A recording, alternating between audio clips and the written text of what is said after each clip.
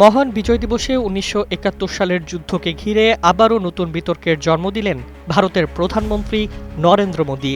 বিজয়ের দিনে সামাজিক যোগাযোগ মাধ্যমে দেওয়া শুভেচ্ছা বার্তায় তিনি শ্রদ্ধা জানিয়েছেন ভারতীয় সেনাদের প্রতি, কিন্তু বিস্ময়করভাবে সেখানে একবারও উচ্চারিত হয়নি বাংলাদেশের নাম, স্বাধীনতার কথা কিংবা যৌথ বাহিনীর ঐতিহাসিক লড়াইয়ের প্রসঙ্গ।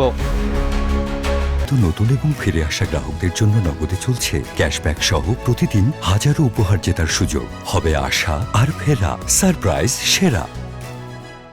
মঙ্গলবার ১৬ ডিসেম্বর এক্স ও ফেসবুকে দেওয়া এক বার্তায় নরেন্দ্র মোদী ১৯৭১ সালের যুদ্ধকে আখ্যা দেন ভারতের ঐতিহাসিক বিজয় হিসেবে। তিনি লেখেন, বিজয় দিবসে আমরা সেই সাহসী সেনাদের স্মরণ করি যাদের সাহস ও আত্মত্যাগ ১৯৭১ সালে ভারতের ঐতিহাসিক বিজয় নিশ্চিত করেছিল। তার ভাষে এই যুদ্ধ যেন কেবল ভারতের সীমান্ত রক্ষার গল্প, একটি প্রতিবেশী দেশের জন্মের ইতিহাস নয়।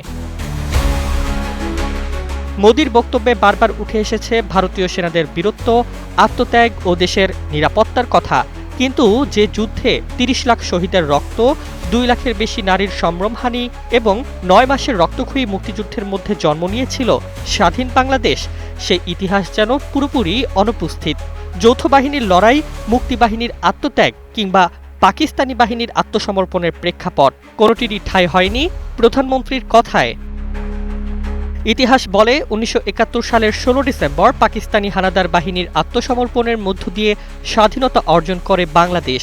যুদ্ধের শেষ পর্যায়ে ভারতীয় সেনাবাহিনী এই সংগ্রামে যুক্ত হয় এবং মিত্র শক্তি হিসেবে গুরুত্বপূর্ণ ভূমিকা রাখে, কিন্তু এবারের বার্তায় সেই যৌথ ইতিহাস যেন একক কৃতিত্বের খাতায় বন্দী।